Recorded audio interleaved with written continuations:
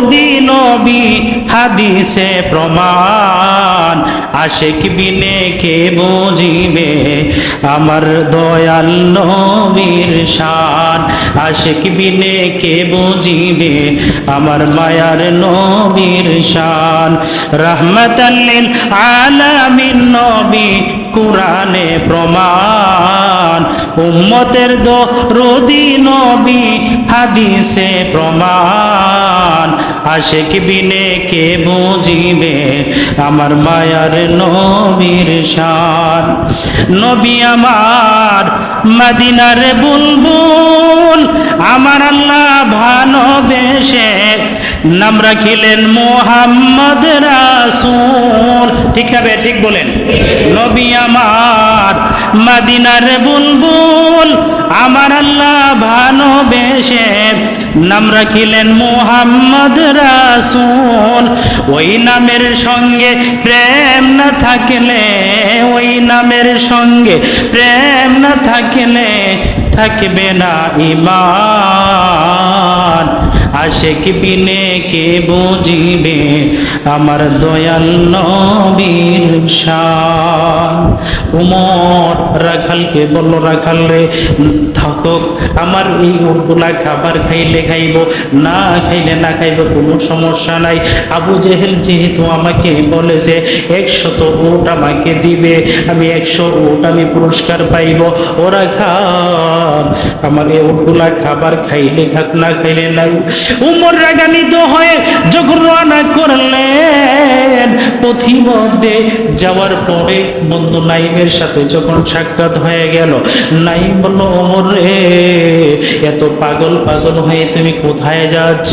ওমর বলল, বন্ধু ইদানিং মুহাম্মদ খুব বাড়াবাড়ি করতেছে ধর্ম নিয়ে। আবু জেহেল আমাকে বলেছে যে মুহাম্মদের বডি থেকে কন্যা এনে দিতে পারবে তাকে 100 লালন পুরস্কার দেওয়া হবে। ও বন্ধু আমি যাচ্ছি মুহাম্মদের বডি থেকে কন্যাকে আনার জন্য, আমি যেহেতু 100 লাল পুরস্কার পাবো।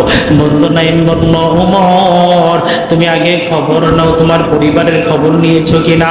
বলল, কেন কেন? তুমি জানো নি তোমার বোনের জামাতা নবীর দরবারে কালিমা পড়ে মুসলমান হয়ে গেছে। বলেন সুবহানাল্লাহ। উমর বলল, বন্ধুরে তোমার কথা যদি সত্য হয় তাহলে আমি বিচার করব, আর যদি সত্য না হয় তাহলে তোমার বিচার করা হবে। ওমর বেগ করলেন, বোনের বাড়িতে একটা দৌড় দিয়ে গেলেন, গিয়ে দেখে বোনের জামাই মিলে আল্লাহ তাআলার কোরআন পড়তেছে। যখন বাড়ির মধ্যে যাওয়ার পরে যখন নজর করে দেখে উমরের বোন ফাতেমা, উমর চলে আসছে। উমর বলল, ফাতেমা তুমি নাকি কালিমা পড়ে তুমি মুসলমান হয়েছ? আমি শুনেছি। আমি কালিমা পড়ে মুসলমান হয়েছি। বলল, তোমার হাতে এটা কি? বলল যে হাজাল কোরআন, এটা হলো কোরআন। বলল, এটা কোন কোরআন? হাজা কিতাবুল্লাহ, এটা হলো আল্লাহর কিতাব। বলল, এটা কেন তুমি গ্রহণ করেছ? তুমি জানো নি? আমি জানি। তোমার কি একটু ভয় নাই? এই উমরকে দেখার পরেও উমরের বোন জবাব দেয়, ইন্নী আখাফুল্লাহ। ও উমর তুমি জানো নি আমার অন্তরের মধ্যে দুনিয়ার মানুষের কোনো ভয় নাই, আমার অন্তরের মধ্যে হলো আমার আল্লাহর ভয়। বলেন সুবহানাল্লাহ। যে ব্যক্তির ভিতরে আল্লাহর ভয় থাকে সে কোনো অন্যায় কাজ করতে পারে না। বলল, ও ফাতেমা তুমি জেনে শুনে কেন তুমি কালিমা গ্রহণ করেছ?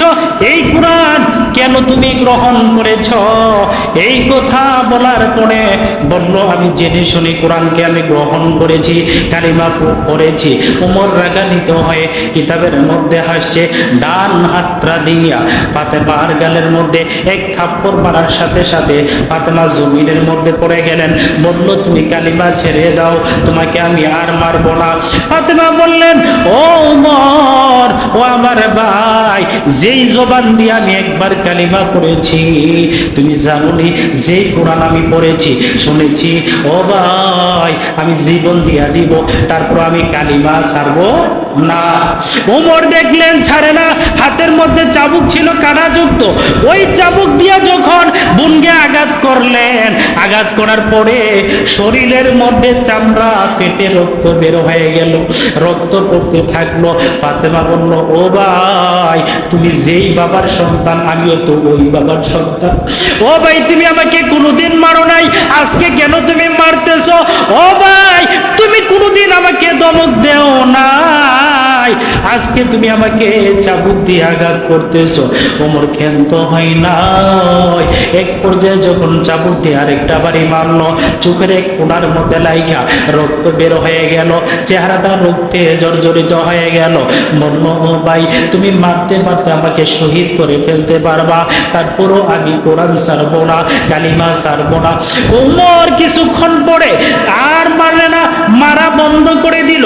বোনকে বলল, নজর করে বোন দেখে ওমরের চেহারার দিকে চোখ দিয়ে জোর করে পানি পড়তেছে। ফাতেমা বলল, ও ভাই তোমার চেহারা চোখ দিয়ে কেন পানি পড়তেছে? তুমি তো আমাকে মেরেছ, তোমাকে তো কেউ মারে নাই, তুমি তো কোনো ব্যথা পাও নাই, কেন তুমি কাঁদো? ওমর বলল, বোন রে, যেই কালিমার জন্য তোকে আমি এত মারলাম, যেই কোরআনের জন্য তোকে আমি এত মারলাম, তারপর তুমি কালিমা ছাড়ো নাই, তুমি কোরআন ছাড়ো নাই। ও বোন আমি জানতে চাই এটা কেমন কোরআন? এই কোরআনটা আমার হাতে একবার দাও, আমি নিতে চাই, কোরআন পড়তে চাই, কোরআন শুনে বুঝে যদি আমার ভালো লাগে কালিমা পড়ে মুসলমান হতে চাই। আরো জোরে বলেন সুবহানাল্লাহ। ফাতেমা বললেন, ও ভাই এটা এমন একটা কিতাব যেই কিতাবকে উজু ছাড়া ধরা যায় না, লা ইয়ামাসসুহু ইল্লাল মুতাহহারুন, উজু করে ধরতে হয়। বলল, বোন রে আমি তো উজু করতে পারি না। বলল, ও ভাই চলো চলো তোমাকে আমি গোসল করে আমি উজু করাই দেই। বোন ভাইকে উজু করাই দিতেছে, জিব্রাইল হাসতেছে। আল্লাহ বলল, জিব্রাইল দেখো দেখো উমরের বোন উমরকে উজু শিখাই দিতেছে, তুমি যাও আমার হাবিবকে সালাম দাও আর জানায়া দাও উমর আমার বন্ধুর দরবারে আসবে, কোনো চিন্তা করার কোনো কারণ নাই, উমর আসবে কালিমা পড়ে মুসলমান হয়ে যাবে। বলেন সুবহানাল্লাহ। নবীজির কাছে খবর পৌঁছে গেল। জিবরাইল বলল, ইয়া রাসূলুল্লাহ, ইয়া হাবিবাল্লাহ, নবীজি গো আপনাকে একটা খুশির সংবাদ দিতে চাই। আল্লাহর নবী বলেন, জিবরাইল রে কি কারণে খুশির সংবাদ দিবা? বলল, ইয়া রাসূলুল্লাহ, ইয়া হাবিবাল্লাহ, নবীজি গো আপনি জানেননি যেদিন আপনি কিবলামুখী হইয়া দুইজন লোকের জন্য আপনি দোয়া করেছিলেন, প্রথম নাম্বার হলো আবু জেহেলের জন্য, দ্বিতীয় নাম্বার হলো খাত্তাবের ছেলে ওমরের জন্য আপনি দোয়া করেছিলেন। আমার আল্লাহ খাত্তাবের ছেলে ওমরকে ইসলামের জন্য কবুল করে নিয়েছে।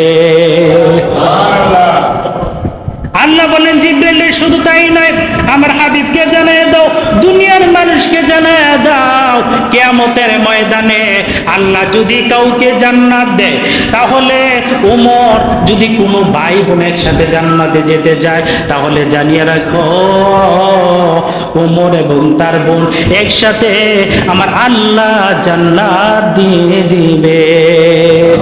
আরো জোরে বলি সুবহানাল্লাহ। তাহলে কোরআনকে ভালোবাসার কারণে যে ব্যক্তি কোরআনকে ভালোবাসবে, নামাজকে ভালোবাসবে, তার পরিচালক হবে কে? আরো জোরে বলেন, পরিচালক কে হবে? যে কোরআনকে ভালোবাসবে না, নামাজে পক্ষে চলবে না, নামাজ পড়বে না, তার পরিচালক কে হবে? শয়তান। কে হবে? শয়তান।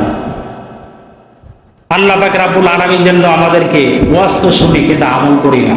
আচ্ছা আসেন, শাওয়ালের চাঁদে 6টা রোজা আছে। কয়টা? 6টা রোজা আছে। এই 6টা রোজা যারা মাহে রমজানের রোজা রাখছে, যে 6টা রোজা রাখবে তাহলে সারা বছর রোজা রাখলে যে সওয়াব হবে ওই পরিমাণ সওয়াব আল্লাহ তার আমল নামার মধ্যে দিয়ে দিবেন। বলেন সুবহানাল্লাহ। কয়টা রোজা? আরো যারা বলেন কয়টা? 6টা রোজা।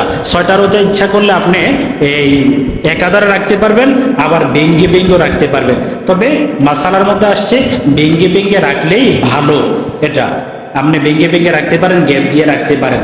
এক একটা রোজার বিনিময়ে 1000 রোজা রাখার সওয়াব আল্লাহ তার আমল নামার মধ্যে দিবে। সুবহানাল্লাহ বলি। তাহলে যারা রমজান মাসের মধ্যে রোজা রাখছে তাদের জন্য শাওয়ালের রোজা রাখা সহজ না কঠিন? আরো যারা বলেন সহজ না কঠিন? তাহলে সহজ। যারা মাহে রমজানের রোজাগুলা রাখছে তারা শাওয়ালের চাঁদের রোজাগুলো রাখতে পারবে। যারা রাখে নাই তারা তো ফরজ রোজাই রাখে নাই, শাওয়ালের চাঁদের রোজা রাখবার কিভাবে? আমি বলি, যারা মাহে রমজানের রোজা রাখতে পারেন নাই অসুস্থতার কারণে রোজাগুলা কাজা করে নেবেন। আর যারা পারেন নাই, ইচ্ছা করে তরক করেছেন, তারা তো বুঝেনি আপনারা এই জরিফানা হিসাবে আপনি ফিদিয়া অর্থাৎ মিসকিনকে খাওয়াই দিবেন। কিন্তু এই ভুলটা করেন না। আল্লাহ আপনাকে সামর্থ্য দিয়েছে, তৌফিক দিয়েছে। এই যে শরীর নিয়ে আপনি আজকে অহংকার করেন, এই শরীরের মালিক হচ্ছে আল্লাহ। এই শরীরকে সুন্দর করে দিয়েছে, ক্ষমতা দিয়েছে, কিন্তু আপনি যে শক্তি নামাজের মধ্যে ব্যবহার করা দরকার, যে শক্তি রোজার মধ্যে ব্যবহার করা দরকার, তা না করে মানুষের মধ্যে ব্যবহার করে একজন আরেকজনকে হত্যা করে ফেলতেছে। ঠিক না বে ঠিক বলেন? তার বুঝতে হবে তার পরিচালক আল্লাহ হতে পারে নাই, তার পরিচালক হলো শয়তান। না হয় এই মাহে রমজানের মধ্যে, যেই মাহে রমজানের মধ্যে রোজা রাখে নাই একটাই অপরাধ, আরেকটা অপরাধ হলো সে মাহে রমজানের মধ্যে সে দোকানদারের কাছে সিগারেট চেয়েছে, সিগারেট না দেওয়ার কারণে একজন মানুষ আরেকজন মানুষকে হত্যা করতে পারে না। এটা বুঝতে হবে তার পরিচালক হচ্ছে শয়তান। ঠিক না বে ঠিক বলেন? তাহলে আমরা বুঝতে হবে আল্লাহ যেন সকলকেই হেফাজত করে এই শয়তানের প্রবঞ্চনা থেকে সুন্দরভাবে জীবনটাকে কোরআন সুন্নাহ অনুযায়ী যেন আমরা সাজাতে পারি। আল্লাহ সকলকে তৌফিক দান করুক। সবাই বলে আমিন। ওয়া আখিরু দাওয়ানা আলহামদুলিল্লাহি রাব্বিল আলামিন।